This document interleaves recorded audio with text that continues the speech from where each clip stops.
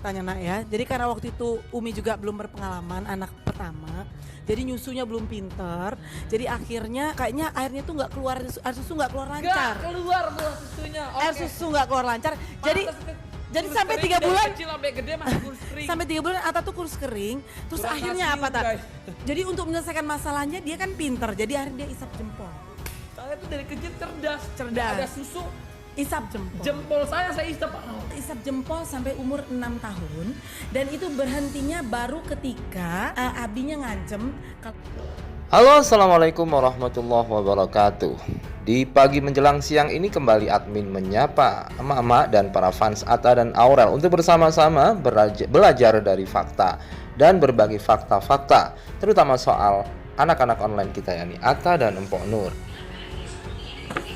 Halo, bro. Ih, cantik.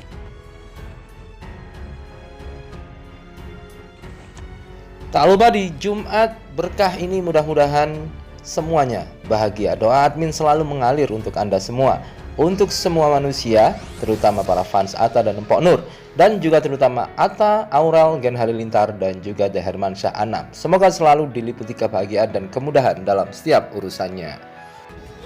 Wow, dinernya di dalam gua. Ih, gumus. Nanti lengkapnya di YouTube channel kita.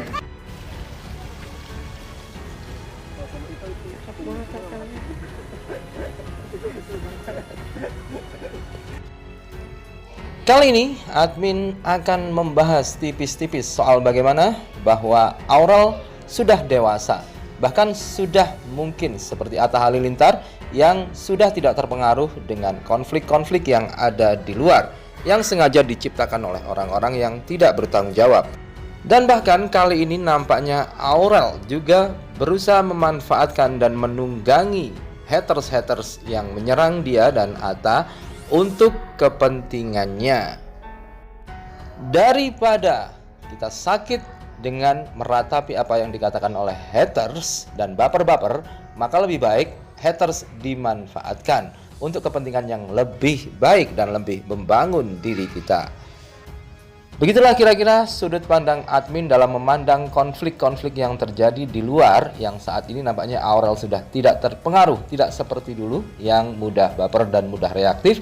Tapi kini Aurel mampu berdiri tegak dan bahkan mengambil keuntungan dalam tanda kutip kepada haters-haters yang menyerangnya. Bagaimanakah maksud dari perkataan itu dan bagaimanakah mengupasnya?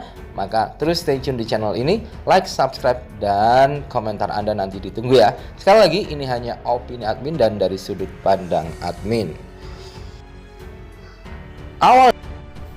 Dukung Pak Atta Kak Eli.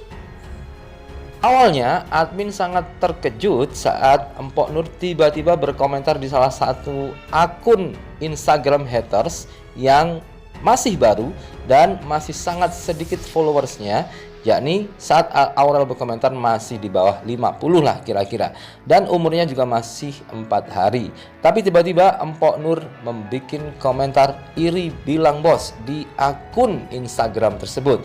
Tak pelak, hal ini tentu mengagetkan para fans dan langsung fans Aurel bereaksi menyerang akun tersebut dengan komentar-komentar yang kita tahulah gimana komentarnya para emak-emak dan para warga plus 62.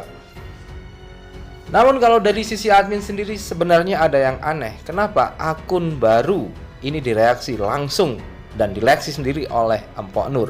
Bukankah hal ini mengandung resiko sebetulnya, yakni jika akun ini ingin pansos maka dia sepertinya akan ketiban durian runtuh, yakni akan banyak yang melihat dia.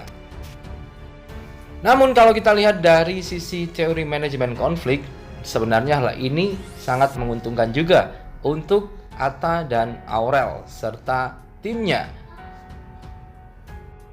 Karena kita tahu bahwa di dunia media sosial ini semakin banyak dibicarakan maka akan semakin diupload oleh mesin YouTube, misalnya oleh algoritma media-media sosial yang lain, dan juga akan mudah dibicarakan oleh wartawan dan lain-lain. Semakin banyak kata kunci Atta dan Aurel muncul di media sosial, maka fitur pencarian akan semakin merekomendasikan apapun yang dihasilkan mereka. Kita tahu bahwa mereka punya channel YouTube dan juga acara televisi dan juga akun Instagram. Hal inilah yang akan membuat mereka akan semakin terus dibicarakan dan semakin eksis di dunia media, terutama di media sosial. Kalau mau langsung nikah, udah pacaran dulu. Ya terserah orang lah ya. Panggil aku kamu, ataupun Mungkin Aurel sekarang sudah dewasa dan berpikir jernih. Daripada terus dirugikan, maka dia juga bisa memanfaatkan momen-momen tertentu untuk mengangkat namanya dan Atta Halilintar. Dan karena kita tahu kalau di tangan mereka sih mungkin harta kekayaan dan popularitas itu akan lebih maslahat ya ke depannya. Karena kita tahu jiwa sosial Atta dan juga Aurel sudah tidak bisa dipungkiri lagi. Mereka sering berbagi dan memanfaatkan harta dan kekayaannya untuk menolong orang lain daripada dimanfaatkan oleh orang-orang yang tidak bertanggung jawab.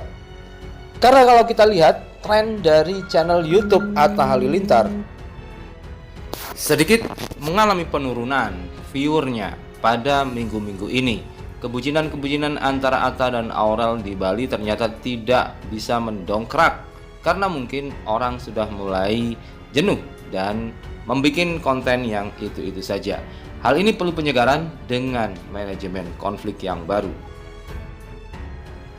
Nah, untuk kedepannya padahal banyak sekali acara yang akan mereka ikuti. Dan kalau admin pikir ini momentum ke Malaysia ini akan menjadi ledakan yang dahsyat untuk viewer Atta dan Aurel. Karena itu perlu dibikin hal-hal yang mendukung untuk hal itu. Dan kita tahu bahwa akun ini rata-rata menyerang Gen Halilintar dan mereka membuat isu bahwa Gen Halilintar sebenarnya kurang serius dengan Aurel.